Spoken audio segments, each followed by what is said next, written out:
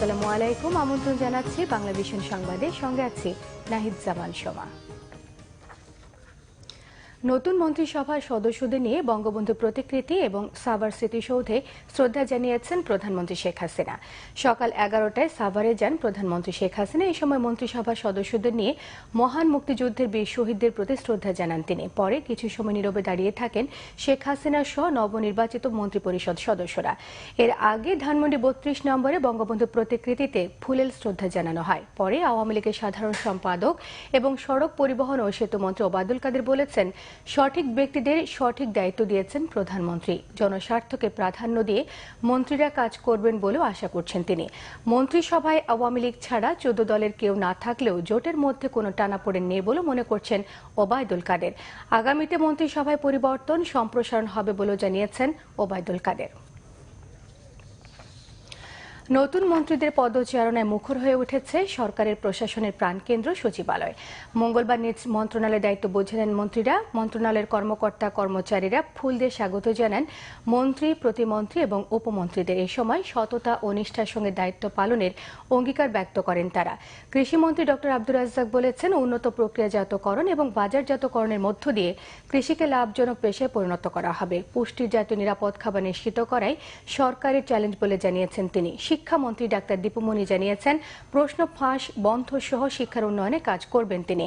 স্বাস্থ্য সুরক্ষা আইন প্রণয়ন এবং 10,000 চিকিৎসক নিয়োগের প্রক্রিয়া দ্রুত সম্পন্ন করার কথা জানিয়েছেন স্বাস্থ্যমন্ত্রী জাহেদ মালিক। দেশের স্বার্থে সরকার ও গণমাধ্যম সমন্বিতভাবে কাজ করবে বলে জানিয়েছেন তথ্যমন্ত্রী হাসান মাহমুদ। তিনি জানান, গণমাধ্যমের বিকাশ এবং সাংবাদিকদের অভাব অভিযোগ সমাধানের চেষ্টা করবেন তিনি। সরকার গঠনকে জনগণ পুরোপুরি প্রত্যাখ্যান করেছে বলে মন্তব্য করেছেন বিএনপি মহাসচিব মির্জা ফখরুল ইসলাম আলমগীর। নয়াপল্টনে দলীয় কার্যালয়ে সাংবাদিকদের কাছে তিনি বলেছেন, জনগণের উপর এই সরকারের কোনো অধিকার নেই।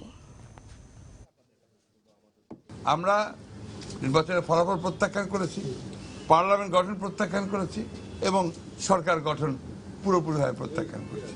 এবং আমরা বিশ্বাস করি যে এই সরকারের কোনো অধিকার নেই বাংলাদেশের এই 16 কোটি মানুষের উপরে তাদের রাষ্ট্র পরিচালনার দায়িত্ব পালন করা। টানা তৃতীয় দিনের মতো পোশাক শ্রমিকদের আন্দোলন অব্যাহত রয়েছে। সকাল থেকে রাজধানীর বিমানবন্দর এবং কালশী এলাকায় রাস্তা অবরোধ করেছেন তারা। বিমানবন্দর এলাকায় রাস্তা অবরোধ করলে পুলিশের সঙ্গে সংঘর্ষ হয়। এ সময় টিয়ারশেল ছোড়ে পুলিশ। ন্যায্য মজুরি, বকেয়া বেতন ভাতা সহ বেশ কয়েকটি দাবিতে এই অবরোধ কর্মসূচি পালন করছেন শ্রমিকরা। মিরপুরের কালশীতে রাস্তা অবরোধ করে রাখে কয়েক হাজার পোশাক শ্রমিক। আন্দোলনকারীদের দাবি, সরকার বাড়তি বেতনের মজুরি কাঠামো ঠিক করে দিলেও মালিকরা তা মানছেন না। দাবি পূরণ না হওয়া পর্যন্ত আন্দোলন কর্মসূচি অব্যাহত রাখার ঘোষণা দিয়েছেন শ্রমিকরা। আন্তর্জাতিক, মিয়ানমারের পর এবার সৌদি আরব থেকেও রোহিঙ্গা মুসলিমদের বিতাড়নের প্রস্তুতি চলছে। জেদ্দার সোমাইসি কারাগারে আটক এই রোহিঙ্গাদের বাংলাদেশে পাঠানোর আভাস দিয়েছে সৌদি সরকার।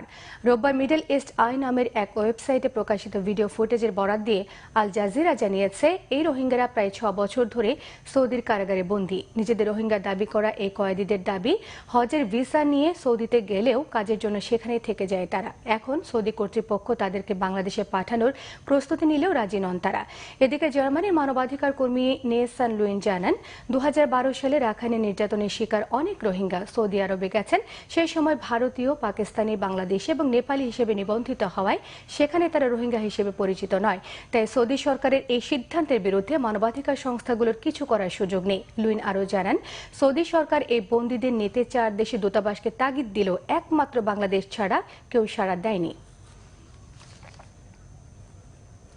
এই ছিল এখনকার মতো। পরের সংবাদ বিকেল 5টায় দেখার আমন্ত্রণ রইল। এছাড়া ফেসবুকে বাংলাভিশন সংবাদ সরাসরি দেখতে লগ ইন করতে পারেন facebook.com/বাংলাভিশন। এতক্ষণ সঙ্গে থাকায় সবাইকে ধন্যবাদ।